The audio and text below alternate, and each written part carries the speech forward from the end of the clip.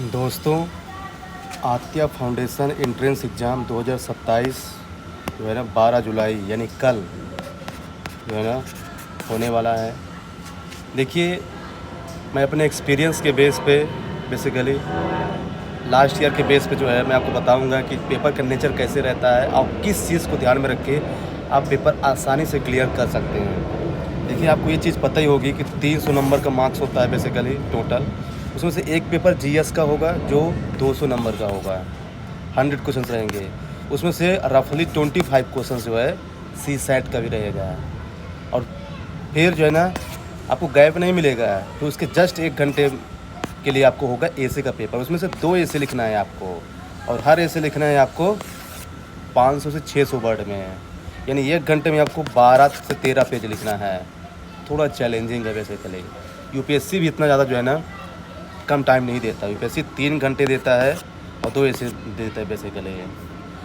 तो देखिए, एक चीज़ तो ये ध्यान रखिए कि टाइम मैनेजमेंट सबसे ज़्यादा क्रूशल होने वाला है। अगर जो टाइम मैनेजमेंट अच्छे से कर लिया ना, ये जो आपका जीएस पेपर है ना 200 का, उसमें से 25 क्वेश्चन सी सेट रहेगा, तो आपका टाइम मैनेजमेंट बहुत मैटर करेगा वहाँ।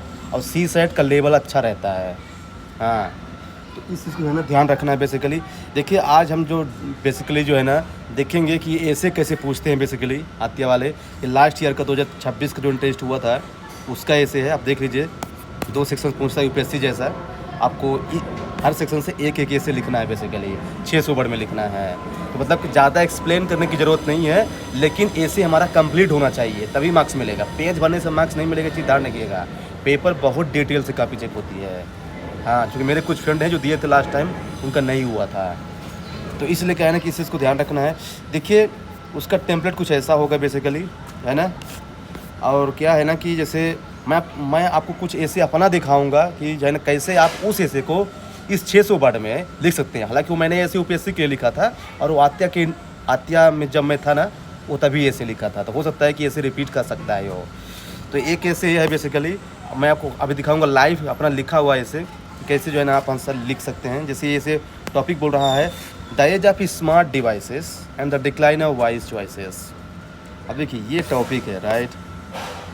अब देखिए, the age of smart devices and decline of wise choices. इसका सिंपल, कोई भी ऐसे हमको मिलता है तो सबसे पहले हमारा टारगेट ये होना चाहिए कि उसकी डीप मीनिंग को समझा जाए।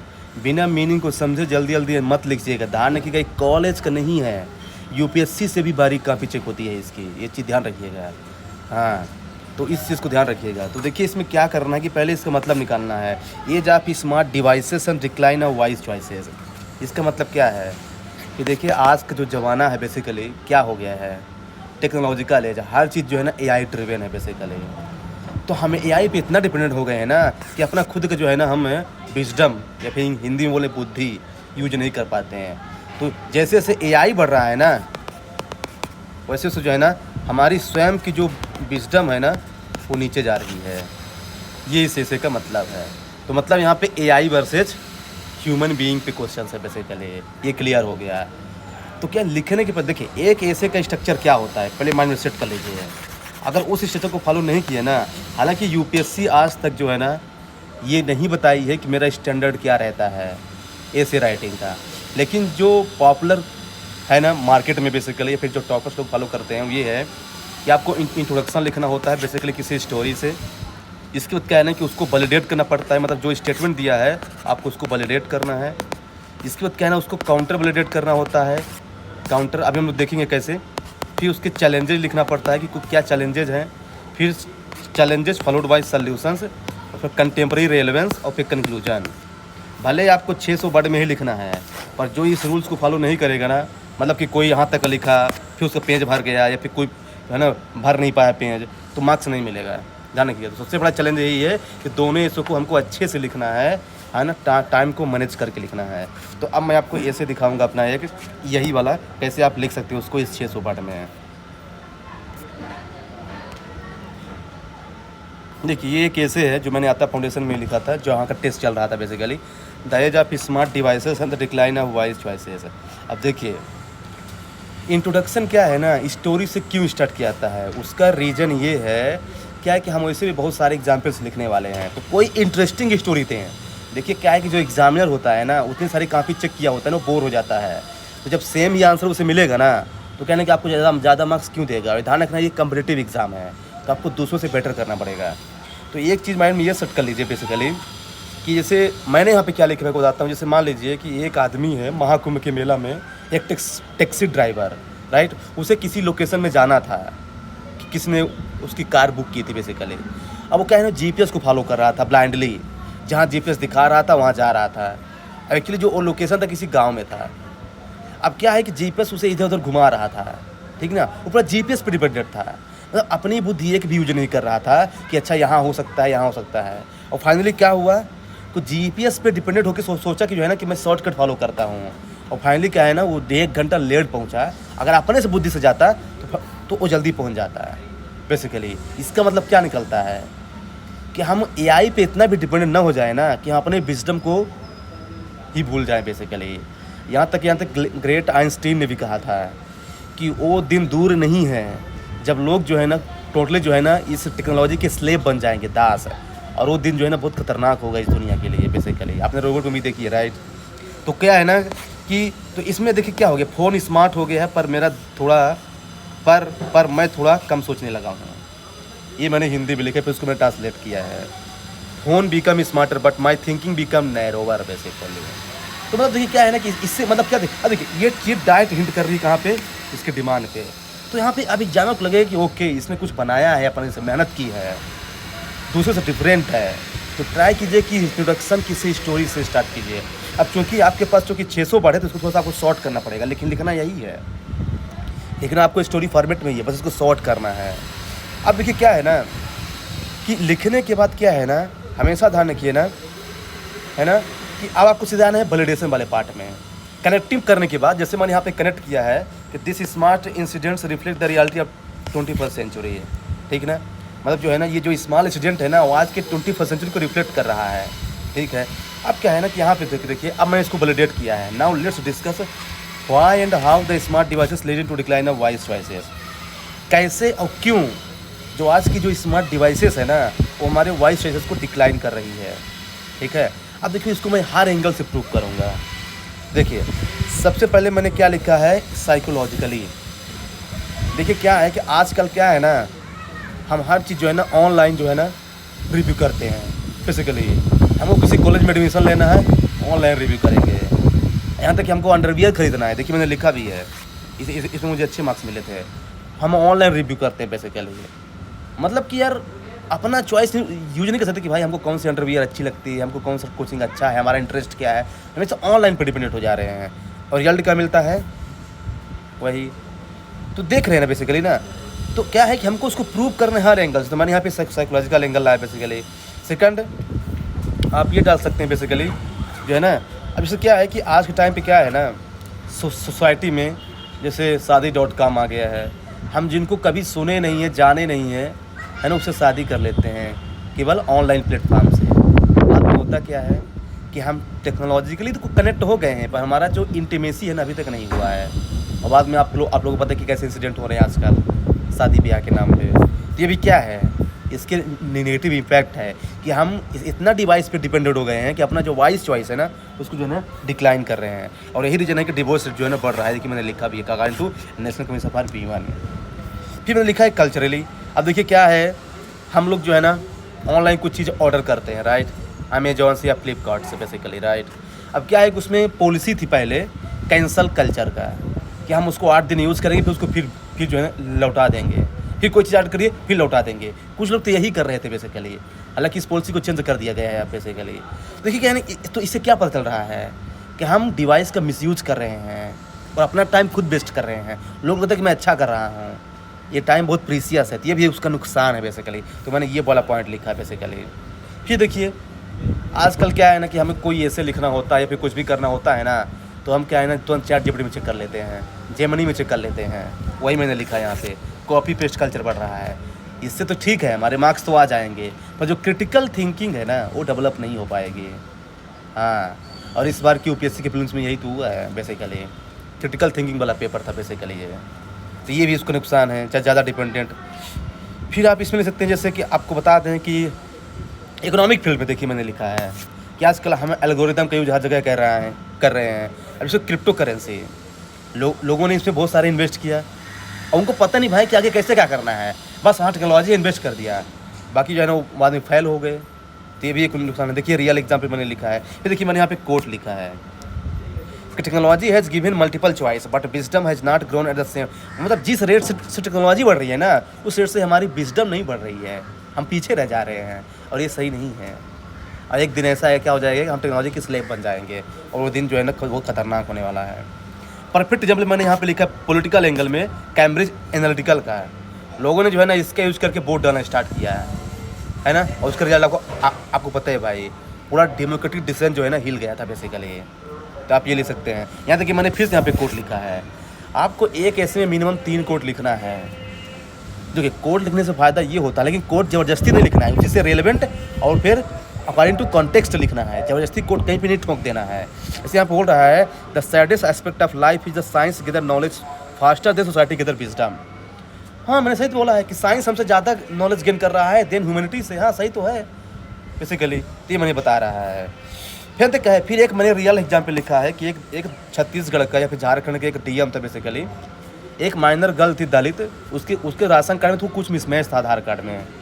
तो वो जो डीएम है ना, अपने जो है ना विजडम की यूज नहीं किया, पूरा टेक्नोलॉजी पे बिलीव करके उसको राशन कार्ड नहीं दिया और वो अनाथ थी। पता चला कि 3 दिन बाद उसकी डेथ हो गई। ठीक है, आप जो है ना ऑब्जेक्टिविटी को फॉलो कर रहे हैं, लेकिन ऐसा भी मतलब नहीं है कि उसे जो है ना टेम्प्रेरी सर्विस प्रोवाइड की जा सकती थी उस लड़की को, उसकी डेथ ना होती। तो जो है ना ये वाइस चॉइस नहीं है बेसिकली, मैंने रियल एग्जाम्पल लिखा है, इसके मार्क्स मिलते हैं बेसिकली। फिर इन्वायरमेंटल फील्ड में हमने टेक्नोलॉजी का यूज़ करके क्या है ना इन्वायरमेंटल फील्ड में किया, मतलब बहुत सारा नुकसान पहुंचाया है। IR 4.0 में पहुंच गए हैं। तो क्लाइमेट चेंज, ग्लोबल वार्मिंग देख लीजिए, IPCC की रिपोर्ट का मेंशन कर सकते हैं यहाँ पे, देख रहे हैं ना बेसिकली ना। तो आपको यही लिखना है। फिर काउंटर, देखिए काउंटर का मतलब क्या होता है मैं बताता हूँ आपको। ऐसे क्या बोल रहा था, the age of smart devices and decline of wise choices, right. तो अब देखिए क्या है यहाँ पे, मतलब क्या निकल रहा है कि स्मार्ट डिवाइसेस के बढ़ने के साथ साथ हमारे जो वाइज चॉइसेस हैं, हमारा जो डिसीजंस है वो पुअर हो रहा है। तो इसका काउंटर क्या होगा, इसका काउंटर ये होगा कि क्या स्मार्ट डिवाइसेस हमारे वाइज चॉइसेस को बढ़ा भी रही हैं, केवल घटा ही रही हैं, बढ़ा भी रही हैं भाई। तो ये काउंटर हो जाएगा कि are smart devices also enabling wise choices. Yes, आपको लिखना है कि जैसे ई गवर्नेंस, हमने कोविड-19 के बाद टेलीमेडिसिन बनाया, किससे बनाया है, स्मार्ट डिवाइसेस से बनाया है। इसके पॉजिटिव भी इम्पैक्ट तो है। हमने ई नाम लॉन्च किया है, ई नाम हमने जो लॉन्च किया है बेसिकली किसके लिए है, टेक्नोलॉजी की हेल्प से पूरे है ना इंडिया की एग्रीकल्चर मार्केट को कनेक्ट किया है। अब फार्मर केरला का है, वो झारखंड में जाके जो है ना बेच सकता है बेसिकली अपना क्रॉप्स वगैरह। तो क्या है कि इसके फ़ायदे भी तो हैं, तो ऐसा नहीं इसके फ़ायदे भी हैं।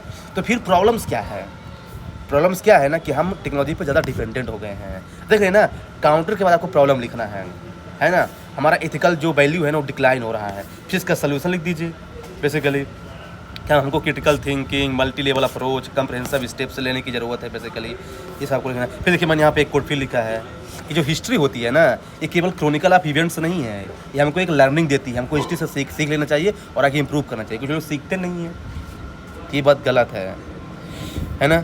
तो हमको ये ध्यान रखना है। फिर देखिए मैंने लिखा भी है कि technology should be actually not master not slave. Sorry, technology should be slave not master. Master हम ही बने रहे तो बेटर है, नहीं तो बहुत दिक्कत हो जाएगी। रोबोट मूवी देख लीजिए आप। तो देखिए क्या है कि ये पूरा हो गया। फिर आप कंटेम्प्रेरी रेलेवेंस दे सकते हैं कि आज के टाइम पर डीप फेक जो चल रहा है, किसी के वीडियो बना के किसी को चेहरा लगा दे रहे हैं, साइबर थ्रेट, तो ये थोड़ा सा दिक्कत है बेसिकली। तो आप ये लिख सकते हैं। फिर देखिए कंक्लूजन बहुत ही इंप्रेसिव होना चाहिए। ध्यान रखना, कोई भी एग्जाम में कितना भी बिजी रहेगा, 3 चीज़ ऐसे में ज़रूर चेक करेगा, इंट्रोडक्शन आपका, काउंटर और कंक्लूजन। ये चीज़ ध्यान रखना, क्योंकि बीच में कोई भी भर सकता है। और खासकर कंक्लूजन लास्ट इंप्रेसिव है, क्योंकि इसी के बाद जस्ट आपको एग्जाम में मार्क्स देगा। तो कंक्लूजन ट्राई ये करना कि बहुत अच्छा होना चाहिए। और मैं कंक्लूजन जो लिखता हूँ ना, वो लिखता हूँ मेटाफरिक है। मेटाफरिक क्या होता है, मेटाफरिक कंक्लूजन का मतलब ये होता है कि हम किसी से कंपेयर करते हैं लिविंग थिंग्स को नॉन लिविंग थिंग्स से, बेसिकली नेचर से कंपेयर करते हैं। जैसे मैंने यहाँ पे कंपेयर ये किया है, जैसे मान लीजिए कि कोई एक व्हीकल है या फिर कार मान लीजिए, ठीक है ना, ये कार मान लीजिए डिवाइस है, ठीक है। अब कार में अगर ब्रेक ना रहेगी ना तो कार का एक्सीडेंट होना तय है, कितने भी कार अच्छी क्यों ना हो, ब्रेक होते हैं ना। उसी प्रकार से कोई भी टेक्नोलॉजी हो ना, अगर उसमें ह्यूमन चॉइस नहीं रहेगी ना, ह्यूमन वॉइस नहीं रहेगा ना, या फिर ह्यूमन कंट्रोल नहीं रहेगा ना, तो जो है ना उसका नुकसान तो होगा ही है बेसिकली। तो मैंने ऐसा कंपेयर किया है कि car is a device and जो ब्रेक है ना ह्यूमन चॉइस है। तो जैसे कार में ब्रेक लगाना ज़रूरी है, अगर हमको लॉन्ग टर्म तक चलना है, जीवित रहना है, तो उस प्रकार से किसी भी टेक्नोलॉजिकल डिवाइस में हमको ह्यूमन चॉइस को कंट्रोल करना ज़रूरी है। उसमें टेक्नोलॉजी में मैंने इसे कंपेयर कर दिया है, चाहे तो लास्ट में आप कोई जो है ना कोड से ख़त्म कर सकते हैं। तो देखिए ये मैंने आपको बताया एक क्या डेमो बेसिकली, कि आप जो है ना ऐसे लिख सकते हैं, ठीक है बेसिकली। अब देखिए ये तो फर्स्ट डे से आपको ये लिखना कितने 6 से 7 पेज में मैक्सिमम आपके पास पेज रहेगा। फिर सेकंड डे से आपको तुरंत लिखना पड़ेगा दिस से true leadership lies in serving not in ruling. ये भी आपके फाउंडेशन का ही है बेसिकली, है ना, लास्ट ईयर का। देखिए अब इसका मतलब क्या है कि जो लीडरशिप होती है ना, अच्छी लीडरशिप है, वो किसी को रूल करने में नहीं है, आदेश देना ये करो वो करो, बल्कि उनको सर्व करने में, उनकी सेवा करने में, उनका वेलफेयर करने में है। कितना अच्छा ऐसे है, इसको भी मैं आपको लाइव दिखाता हूँ। देखिए आप ऐसा लिख सकते हैं कुछ। तो पहले फिर से मैंने किसी स्टोरी से स्टार्ट किया है। देखिए मैंने यहाँ पे लिखा है मौर्यन एम्पायर, जो द ग्रेट अशोका है बेसिकली, उसका एग्जाम्पल लिखा है। देखिए क्या है कि पहले अशोका जो है वो किस पे बिलीव करता था कि हम अपनी जो सेना है या फिर प्रजा, उसको आदेश देंगे, हम ज़्यादा से ज़्यादा टेरिटरी जीतेंगे, ठीक ना, तो क्या है ना कि हमारी प्रजा खुश रहेगी, हम महान कहलाएंगे। लेकिन जब कलिंगा वार हुआ ना, तो उसे रियलाइज़ हुआ कि इससे कोई फ़ायदा नहीं है, लोग हमसे डर रहे हैं पर हमारी रिस्पेक्ट नहीं कर रहे हैं, ये सच्ची सेवा नहीं है। तब उसने जो है ना भेरी घोष पॉलिसी से कन्वर्ट किया अपने आप को धम्मा पॉलिसी में, लोगों की सेवा करना स्टार्ट किया, धम्मा पॉलिसी फॉलो किया, वेलफेयर पॉलिसी फॉलो किया, तब जाके जो है ना उसको द ग्रेट अशोका बोला जाता है। आप सोचिए कि इंसर्ट हिस्ट्री में इतने सारे रूलर हैं, केवल उसी का नाम सबसे पहले क्यों लिया जाता है? कुछ बात होगी तभी ना, इसीलिए बिकॉज ऑफ धम्मा पॉलिसी। तो क्या है ना कि ये ऐसा मैंने ऐसा लिखा है कि जो लीडरशिप होता है ना, वो केवल आदेश नहीं देता है, वो सर्व करता है लोगों को, सेवा करता है लोगों को। यहाँ तक कि मोदी का स्टेटमेंट क्या है कि हम जनता के मालिक नहीं हैं, हम जनता के लीडर नहीं, हम जनता के सेवक हैं बेसिकली। तो जो अच्छा जो लीडरशिप होता है ना, वो जनता का सेवक ही होता है, मैंने ये लिखा है। फिर से इसको वैलिडेट कीजिए बेसिकली कि कैसे जो है ना एक अच्छा जो लीडरशिप है वो सर्विंग में है ना कि रूलिंग में है। तो देखिए मैंने यहाँ पे माइथोलॉजिकल एग्जाम्पल लिखा है, आप भी लिख सकते हैं बेसिकली। जैसे रामायण का लिखा है मैंने कि देखिए राम, ठीक है, राम प्रजा से इतना प्यार करते थे, वो जानते थे कि सीता निर्दोष है, लेकिन प्रजा के कहने पर उन्होंने अपनी धर्म पत्नी को बिल्कुल जंगल में भेज दिया। इसे कहते हैं प्रजा सेवा बेसिकली। उन्होंने क्या है ना राजधर्म का यूज़ किया। तभी तो गांधी जी ने क्या कहा है, राम राज चलाना है जहाँ पे सबका कल्याण हो, प्रजा का कल्याण हो। यहाँ तक कि कौटिल्य ने भी क्या कहा है कि जब तक प्रजा खुश नहीं रहेगी ना, तो राजा खुश नहीं हो सकता है, कि वो कभी भी रिवोल्ट कर सकती है। तो आप इसको ला सकते हैं यहाँ पे, है ना। फिर मैंने गांधी को यूज़ किया बेसिकली, देख लीजिए, है ना। वो फादर ऑफ नेशन होते हुए भी जो है ना कभी जो है ना पॉलिटिकल पावर को गेन करने का ट्राई नहीं किया कि हमको प्राइम मिनिस्टर बनना है बेसिकली। तो क्या है कि वो है ना पावर के पीछे नहीं घूमते थे, वो लोगों की सेवा करने की वजह। जब इंडिया आज़ाद हो रहा था, जब इंडिया 15 अगस्त 1947 को जब इंडिया आज़ाद हो रहा था, तो गांधी कहाँ थे? कॉन्स्टिट्यूट असेंबली में नहीं थे दिल्ली में, वो थे कोलकाता में, जो दंगा हुआ था ना उसको शांत करने गए थे। ये होती है सेवा बेसिकली। फिर जो है ना बहुत सारे एग्जाम्पल, नेल्सन मंडेला के एग्जाम्पल सकते हैं। अब देखिए यहाँ पे सब बड़े बड़े लीडर के एग्जाम्पल लिख रहे हैं आपको, आपके पास कंटेंट होना चाहिए। उन्होंने क्या बोला था कि क्या है को जब जेल से निकले तो उन्होंने बोला कि मेरा जो है ना मेरा पर्पस किसी से बदला लेना नहीं है, ये लोगों की सेवा करना है, फ्रीडम के लिए इनका नाम लिया जाता है। खुद गांधी से इंस्पायर थे ये बेसिकली। हिटलर देख लीजिए, अब मैं उसको काउंटर भी कर रहा हूँ कि नहीं कुछ ऐसे भी लीडर हैं जो क्या है ना लोगों को रूल किए हैं, डरा के जिए हैं। देख लीजिए उनका बाद में विनाश ही हुआ है, डिस्ट्रक्शन जीनोसाइड करवा दिया पूरा जीव उसका, ये हिटलर, है ना। तो कुछ ऐसे भी लीडर है, तो आपको काउंटर भी लिखना है। फिर मैंने प्लेटो को लिखा है। प्लेटो क्या बोला है फिलोसफर किंग के लिए, कि है ना उसे जो है ना दूसरों के लिए जीना है, इसलिए कहने को उसके पास प्रॉपर्टी खुद की नहीं होनी चाहिए, नहीं तो कहने को सेल्फिश हो जाएगा। तो ट्रू लीडरशिप का मतलब ही होता है सेल्फलेस सर्विस बेसिकली। तो आपको अगर ऐसे आप लिखेंगे ना, वैलिडेट करेंगे ना किसी थिंकर से, किसी फिलोसफी से, डियोंटोलॉजिकल थ्योरी, कांतियन थ्योरी, तो कहना आपको ज़्यादा मार्क्स मिलेगा, चीज़ ध्यान रखिएगा, है ना। फिर क्या है ना कि आप इकोनॉमिक एंगल में लिख सकते हैं बेसिकली। अब जैसे क्या है कि अटल बिहारी वाजपेयी क्यों अच्छे पॉपुलर माने जाते हैं, मतलब उसमें बताइए प्राइम मिनिस्टर में, क्योंकि वो 9th 5-year प्लान में क्या लाए थे, रूरल डेवलपमेंट। उन्होंने कहा कि भाई जो है ना हमारा पर्पज़ ये है, हम पीएम बने हैं, सब लोगों की सेवा करने के लिए आए हैं, तभी तो one of the most popular prime minister माने जाते हैं। वो देख लीजिए, उन्होंने वेलफेयर पॉलिसी लॉन्च किया बेसिकली। रतन टाटा, बहुत सारे बिजनेसमैन हैं इंडिया में, लेकिन इनका नाम क्यों रहता है प्रेम से, क्योंकि उन्होंने कहना एक कॉर्पोरेट कल्चर डेवलप किया है, लोगों एम्प्लॉयज़ के इंटरेस्ट में काम किया है बेसिकली, नहीं कि केवल उनको ऑर्डर दिया कि ये करो वो करो। तो आपको ये सब प्रूव करना है। बी आर अम्बेडकर वो दलित लीडर क्यों कहलाते हैं? क्यों? दलित को क्या आदेश देते थे? नहीं, दलित की सेवा करते थे, उनके वेलफेयर के लिए मेजर्स लेते थे। बहुत सारे ऑर्गेनाइजेशन बनाए उन्होंने। सुंदरलाल बहुगुणा उनको क्लाइमेट एक्टिविस्ट के नाम पे क्यों जाना जाता है? क्योंकि उन्होंने रूल किया है? नहीं, उन्होंने सेवा किया एनवायरनमेंट के थ्रू, उन्होंने लीड किया है बेसिकली चिपको मूवमेंट को। आपको हर एंगल में एग्जाम्पल लिखा ताकि लगे कि हाँ ये जो है ना। फिर मैंने लिखा है इंडिविजुअल लेवल में लाल बहादुर शास्त्री, तो हम क्यों नाम करते हैं, one of the most honest I मतलब prime minister of India basically. जय जवान जय किसान उन्होंने नारा दिया किसानों के वेलफेयर में, न कि किसानों को आदेश दिया, उनकी सेवा की, तब जाके उनको नाम याद करते हैं। जुडिशरी को हम गार्जियन ऑफ कॉन्स्टिट्यूशन क्यों बोलते हैं? क्योंकि लोगों को आदेश देती है? नहीं, लोगों के फंडामेंटल राइट्स को प्रोटेक्ट करती है, सेवा करती है, इसलिए। जैसे नालसा केस, PIL केस। तो देखिए ना कि कैसे आपको हर एंगल से लिखना है। अब देखिए इतने सारे रूलर हुए हैं, लेकिन हम मुगल पीरियड में हम अकबर को सबसे ज़्यादा क्यों याद करते हैं? क्यों? क्योंकि उन्हें हिंदू मुस्लिम की एकता की बात कही बेसिकली, इसलिए वो द ग्रेट अकबर है, जिले लाए। फिर क्या है ना कि आप जो है ना हर एंगल में दीजिए, है ना। यहाँ तक कि एडमिनिस्ट्रेटिव फील्ड में जो आर्मस्ट्रांग फेम है बेसिकली, IAS ऑफिसर वहाँ मणिपुर साइड का, वो क्यों इतना फेमस है?